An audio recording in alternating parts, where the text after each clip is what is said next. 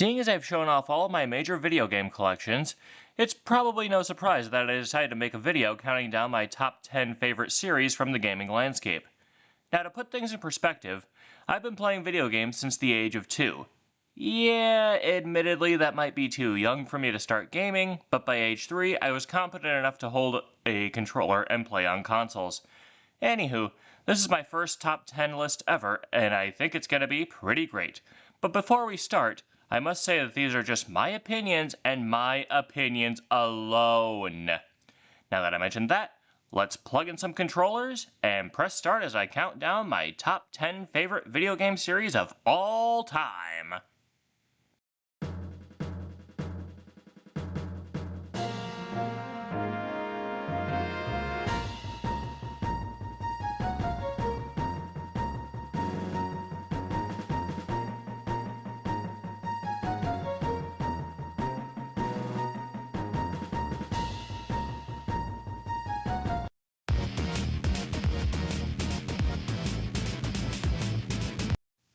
Kicking things off, we're rolling back the rock to 1991, a good 5 years before I was born. Streets of Rage is a series I never knew existed until 2016, when I played it on Sonic's Ultimate Genesis collection for the first time.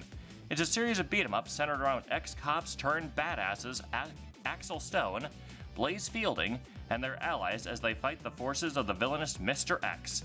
And, later on in Streets of Rage 4, his children, the Y-Twins. While it's not talked about as much as a certain series coming up later on this list, it's certainly one of the crown jewels of Sega and is totally worth your time. I just hope that new game coming out isn't open world like the new Crazy Taxi got confirmed. Oh boy. Open world games are boring.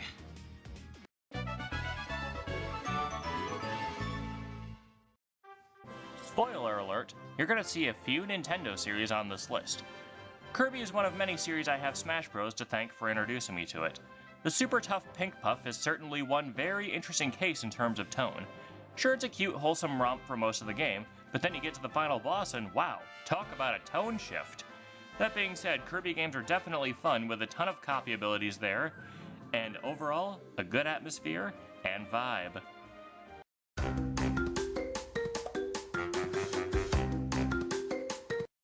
I may not be that much of a PlayStation gamer, but I felt like I had to include at least one iconic series from Sony's console catalog, and of all the exclusives, Crash Bandicoot is easily the best in my opinion. Yes, breaking all the boxes is a literal nightmare, but that doesn't make the games any less fun. Sometimes playing video games with intensity can be a fun challenge, but let's not forget that playing them on lower difficulties can also be relaxing.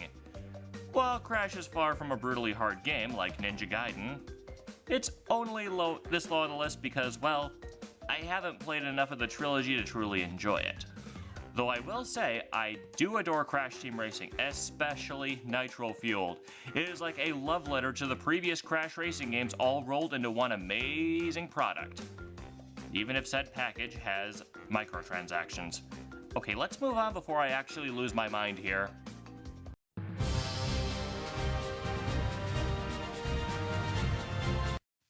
Fighting games are one of my favorite genres alongside platformers, kart racers, party games, and beat-em-ups. So it's not a surprise to see a fighting game series make it on here, and it won't be the last one either. But as for what fighting game landed in this spot, it's the weapons-based classic Soulcalibur. First dubbed Soul Edge in arcade starting in 1995, and then becoming Soul Edge on the original PlayStation in 1996, it's one of Namco's greatest franchises ever, standing up there with the likes of Tekken, Pac-Man, and Dig Dug. Now I won't go too deep into the lore, but let's just say a deadly sword called Soul Edge becomes the desired treasure by many, ranging from a young monk named Keelik to a pirate captain named Cervantes. Using the 8-way run method, where you can go anywhere within the arena, is the best examples of such a thing, and has only improved with every entry since the series became Soulcalibur in 1998. Plus, the GameCube version of Soulcal 2 has Link, and that's just awesome. Okay, moving right along.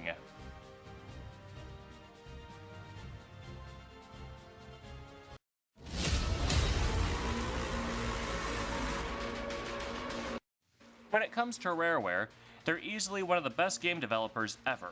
Sure, their glory days are behind them, and many of the great amazing people who gave us the greats like Banjo-Kazooie and Battletoads are no longer there, but they seem to be enjoying success with what they got going at the moment with Sea of Thieves. Anyways, coming in at number 6 is Killer Instinct. Yeah, 2 fighting games back to back. And with KI, things are cranked up to 11 with crazy characters, amazingly detailed sprites for NES or for SNES and arcade standards, and a combo system that breaks fights with a combo breaker. I really don't have much to say on the series as it pretty much speaks for itself.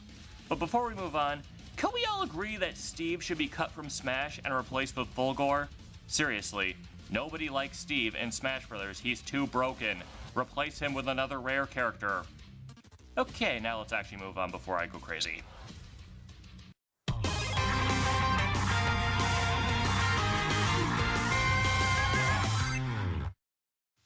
Aside from Nintendo, Sega, and Namco, I'm also a pretty big fan of Capcom games. Yet you might be surprised to learn that I only ever played one series from them growing up. What was it?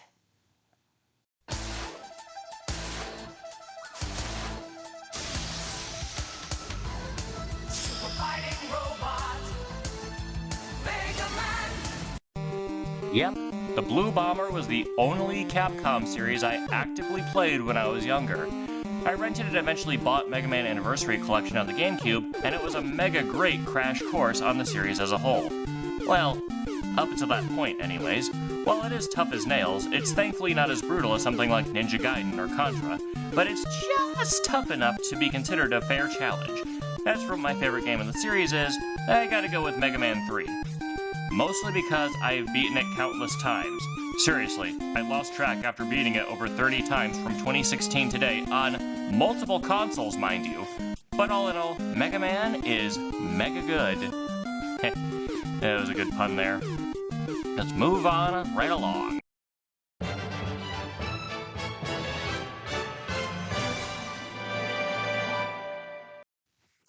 Yes, Sega's golden franchise. It's no secret that Sonic gets most of the attention from the company, seeing as he is their mascot. But of course, I can't help but love the series. Well, in most of it anyway. We don't speak about the 2006 abomination that shall not be named. I got into the series with Sonic Adventure 2 Battle on the GameCube. However, I've known about Sonic for literally most of my life. Back in the day, I had a plushie of him in his classic form, and I also remember being 2 years old and seeing promos for The Adventures of Sonic the Hedgehog on Toon Disney, back when it first launched. Yeah, I can actually remember that far back. But back on topic, I also had a giant golden book called Double Trouble that my mom would read to me a lot growing up, and I remember her mispronouncing Robotnik's name as Robotnik, and I legit thought that was how Eggman's original name was pronounced until I played Sonic Adventure DX Director's Cut and heard the proper pronunciation of Robotnik. But yeah, while it's had a lot of highs and lows, I can't help but enjoy Sonic games, even if there's been a lot of really, really, really bad lows.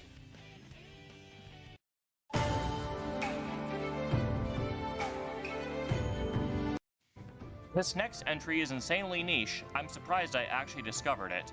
Recently, I became a major fan of hack-and-slash games. Before that, I played a little bit of Hyrule Warriors on Wii U and Fire Emblem Warriors on 3DS. While I thought they were both pretty great in their own right, nothing really stood out to me in the genre until I watched an episode of Build the Roster by Thorgy's Arcade. And I discovered a series I knew I had to play just based on the character designs alone. Sengoku Basara has an interesting history stateside. The first game came to the US and other countries under the name Devil Kings and had its references to Japan removed, and the characters got their names changed. For example, Yukimura Sanada became Scorpio, while General Shingen Takeda became Red Minotaur. Yeah, Capcom USA really dropped the ball there. 5 years later in 2010, they decided to give the series another shot with an English release of the third game, with the subtitle Samurai Heroes. Plus, they carried over the voice cast from the anime adaptation of the series. These include Johnny Young Bosch as Yukimura, and Troy Baker as Mitsunari. As for the overall plot and structure of the game, it's based on the actual battles that took place in feudal Japan in the 1500s, though with some added flavor in terms of weaponry and extremely cheesy dialogue. Gameplay-wise, it's pretty simple and straightforward with a hack-and-slash premise. Take down enemy forces, occupy camps, take on bosses at the end of each stage. It's honestly one of the most overlooked series in terms of Capcom games, and I highly, highly, highly recommend it.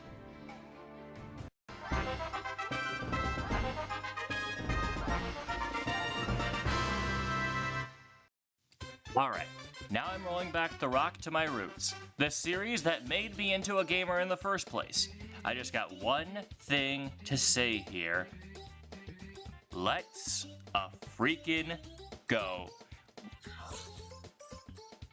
Yeah, Mario is one of those characters that it's impossible to hate since he starred in some of the greatest video games ever made. Seriously, the original Super Mario Bros. Is practically credited with saving the industry in the 80s. But as for what hooked me into the colorful world of Super Mario, I really couldn't tell ya. I guess it was just too fun watching my brother play Mario 64 back in the late 90s. That was actually the first game that I ever played, and to this day is why I am actually a gamer. And yeah, I have not actually played Odyssey despite keeping up with Mario games every generation, because open world games are boring to me. Now I would mention some honorable mentions, but let's just sit right in and get to number 1 immediately.